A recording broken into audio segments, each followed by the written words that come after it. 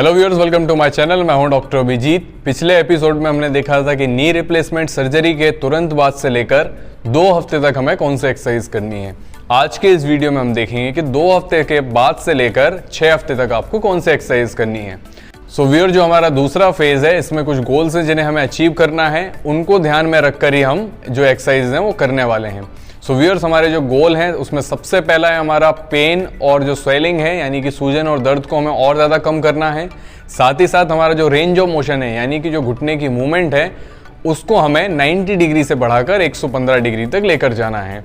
हमारे जो मसल्स हैं उनकी स्ट्रेंथ और एंड्योरेंस को बढ़ाना है, और साथ ही साथ कुछ फंक्शनल एक्टिविटीज़ यानी कि जो डेली रूटीन की एक्टिविटीज़ हैं उनको भी हम इस फेज़ में चालू करेंगे।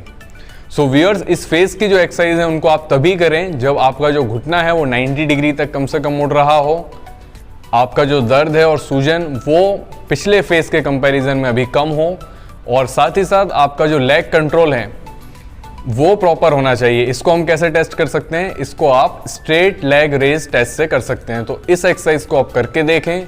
यदि इसके आप 5 से 10 रेपिटेशंस करीब 5 सेकंड तक होल्ड कर आसानी से कर सकते हैं, तो आप ये जो एक्सरसाइज है इनको आप शुरू कर दें। जो टाइमलाइन है वो एक सिर्फ रेफरेंस के लिए है, ज़रूरी नहीं है कि आप 2 हफ्ते के बाद तुरंत इन एक्सरसाइज को चालू कर दें। यदि आपकी जो रेंज ऑफ मोशन है वो प्रॉपर, अगर आपने पिछले फेज़ की जो है उसको अचीव नहीं कर पाया है, या आपका दर्द ज़्यादा है, तो ज़रूरी नहीं है कि आप इन एक्सरसाइज को तुरंत चालू करें। आगे पीछे थोड़ा सा आपका जो क्राइटेरिया है और जो टाइमलाइन है वो हो सकती है। तो चलिए देखते हैं कि इस फेज़ में हमें कौन से एक्सरसाइजेस करनी है। एक्सरसाइजेस की शुरुआत आप साइकिलिंग से कर सकते हैं। ये एक बहुत अच्छी वार्म अप एक्सरसाइज है। साइकिलिंग से मसल्स और आपके घुटनों में खून का संचार बढ़ेगा और आपको दूसरी एक्सरसाइजेस करने में आसानी होगी। आप 5 से 10 मिनट तक साइकिलिंग से वार्म अप कर सकते हैं। इस एक्सरसाइज के लिए आप फ्लोर पर लेटकर दोनों पैरों को इस तरह दीवार पर रख लें। अब नीचे की तरफ दोनों पैरों को स्लाइड करें। नीचे स्लाइड करते वक्त आपकी एड़ी दीवार के कांटेक्ट में रहेगी। इस एक्सरसाइज में ग्रेविटी हमारे पैर को नीचे लाने में मदद करेगी। इस एक्सरसाइज को हम वॉल स्लाइड्स कहते हैं।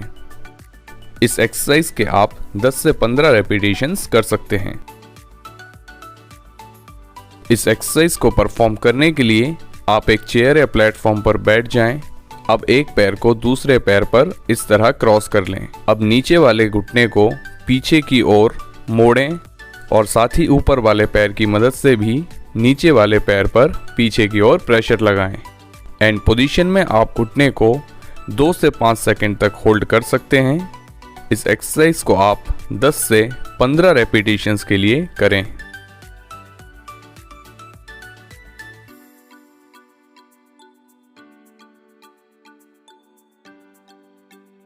इस एक्सरसाइज में आप चेयर पर बैठकर अपने एक पैर को सामने कुर्सी या बेंच पर इस तरह रख लें। इस एक्सरसाइज को आप टीवी देखते वक्त या मोबाइल चलाते वक्त कर सकते हैं। इस एक्सरसाइज से आपको घुटने को सीधा करने में मदद मिलेगी। इस पोजीशन में आप अपने घुटने को जितनी देर रख सकते हैं उतनी देर रखें। पटेला बोन, जिसे हम नी कैप भी बोलते हैं, उसकी मूवमेंट को बनाए रखने के लिए हम पटेलर मोबिलाइजेशन करेंगे। पहले हम पटेला को ऊपर और नीचे के डायरेक्शन में मोबिलाइज करेंगे। इसके लिए आप अपनी पटेला बोन को ऊपर और नीचे के कोनों से दोनों हाथों की मदद से इस तरह पकड़ें और ऊपर नीचे मूवमेंट करें। एंड पोजीशन, यानी कि जब पटेला नीचे जाए और जब पूरी तरह ऊपर आए, उस पोजीशन में आपको पटेला को 2 से 3 सेकंड होल्ड करना है और आप टोटल 4 से 5 रेपिटेशंस कर सकते हैं। इसी तरह हमें पटेला को अंदर और बाहर की तरफ मोबिलाइज करना है। आप पटेला बोन के अंदर और बाहर वाले हिस्से को इस तरह से पकड़ें और अब अंदर और बाहर की तरफ मूवमेंट करें। 2 से 3 सेकंड आप एंड पोजीशन में पटेला को होल्ड कर सकते हैं और 4 से 5 रेपिटेशंस आपको इस एक्सरसाइज के करने हैं। पटेला बोन की मूवमेंट यदि कम होती है तो आपके घुटने के आगे वाले हिस्से में दर्द हो सकता है, और साथ ही साथ घुटने की पूरी तरह मूवमेंट नहीं होती, यानी कि हमारा घुटना पूरी तरीके से मुड़ता नहीं है और सीधा नहीं होता यदि पटेला बोन की मूवमेंट प्रॉपर ना हो। इस एक्सरसाइज को परफॉर्म करने के लिए आप एक फोम रोलर या टॉवेल का रोल घुटने के नीचे रख लें, पंजे को पीछे की ओर खींचें। अब अपनी एड़ी को ज़मीन से ऊपर उठाएं। इससे आपके जांघ के आगे वाले भाग में क्वाड्रिसेप्स मसल टाइट होगी। आप एंड पोजीशन को 3 से 5 सेकंड तक होल्ड करें और 10 से 15 बार इसे दोहराएं।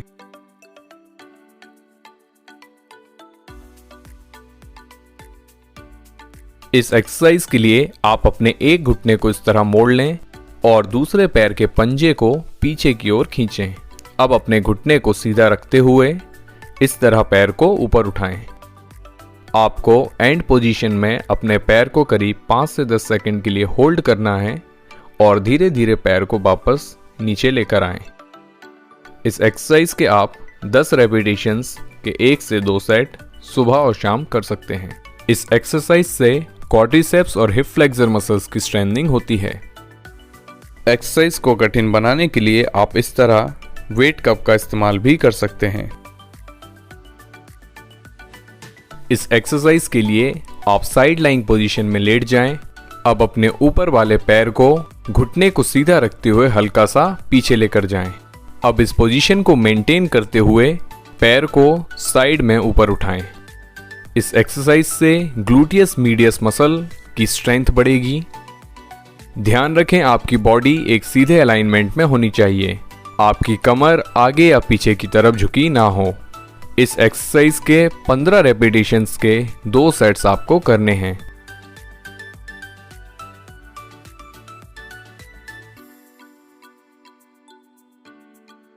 इस एक्सरसाइज के लिए आप साइड लाइंग पोजीशन में आ जाएं। ऊपर वाले घुटने को इस तरह रख लें। अब नीचे वाले पैर के पंजे को पीछे की ओर खींचें। घुटने को एकदम सीधा रखें और पैर को जमीन से ऊपर की ओर उठाएं। इस एक्सरसाइज से हमारे जांघ के अंदर वाले हिस्से के जो एडक्टर मसल्स हैं उनकी स्ट्रेंथनिंग होगी। एंड पोजीशन को आप 2 से 5 सेकंड तक होल्ड कर सकते हैं और धीरे धीरे पैर को नीचे लेकर आएं।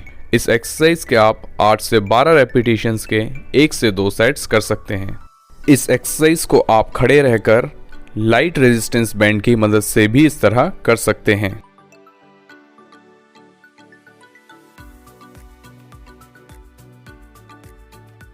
हैमस्ट्रिंग कर्ल्स को परफॉर्म करने के लिए आप खड़े रहकर घुटने को मोड़कर पैर को पीछे लेकर जाएं।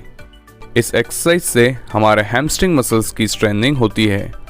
इस एक्सरसाइज के आप 8 से 12 रेपिटेशंस के 1 से 2 सेट कर सकते हैं। इस एक्सरसाइज को आप उल्टा लेटकर भी प्रोन पोजीशन में कर सकते हैं। रेजिस्टेंस बढ़ाने के लिए आप वेट कप्स का इस्तेमाल करें। ध्यान रखें आप पैर को कंट्रोल के साथ पीछे लेकर आएं।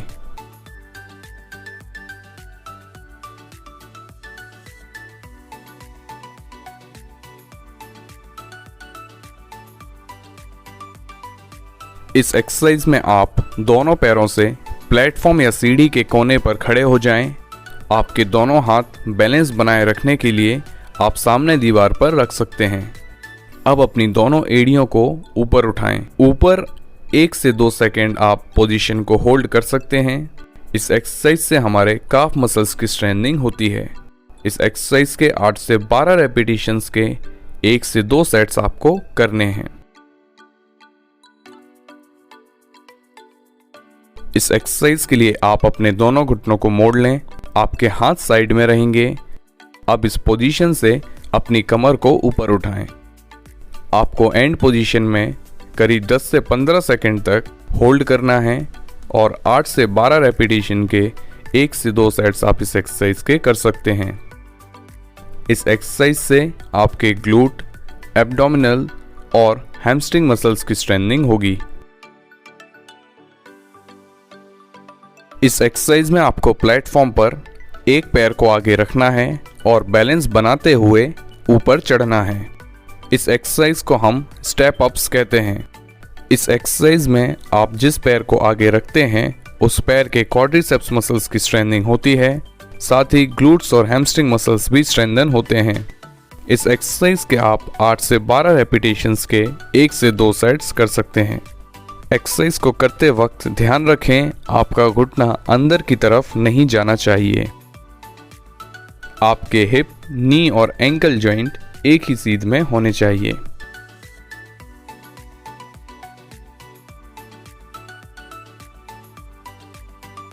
इस एक्सरसाइज में आपको प्लेटफॉर्म के साइड में खड़ा होना है। अब अपने पैर को प्लेटफॉर्म पर रखकर इस तरह प्लेटफॉर्म पर स्टेप अप करें। इस एक्सरसाइज को हम लैटरल स्टेप अप्स कहते हैं। इस एक्सरसाइज से आपकी सिंगल लेग की स्ट्रेंथनिंग होगी। इस एक्सरसाइज के आप 8 से 12 रेपिटेशंस के 1 से 2 सेट्स कर सकते हैं। सिंगल लेग बैलेंस एक्सरसाइज के लिए आप एक कुर्सी या दीवार का सहारा लेकर खड़े हो जाएं और एक पैर को मोड़कर जमीन से ऊपर उठा लें। अब आपको एक पैर पर बैलेंस बनाकर खड़े रहना है। जब आपको इस तरह खड़े होने में आसानी हो तो आप बिना सपोर्ट के बैलेंस करने की कोशिश करें। इस एक्सरसाइज से आपका जो बैलेंस है वो इम्प्रूव होगा। इस एक्सरसाइज को आप जितनी देर तक कंफर्टेबल हो उतनी देर तक आप कर सकते हैं। क्वाड्रिसेप्स मसल्स को स्ट्रेच करने के लिए आप उल्टा लेटकर टॉवेल या थेराबैंड को एंकल जॉइंट के पास प्लेस करें और बैंड को आगे की ओर खींचें। इस स्ट्रेच को आप 30 सेकंड तक होल्ड करें और 2 से 3 बार इसे दोहराएं।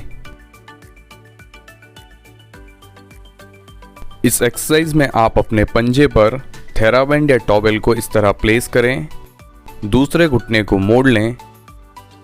अब पैर को ऊपर ले जाकर टॉवेल या थेराबैंड को अपनी ओर खींचें। इस स्ट्रेच को करीब 30 सेकंड तक होल्ड करें और 2 से 3 बार इसे दोहराएं।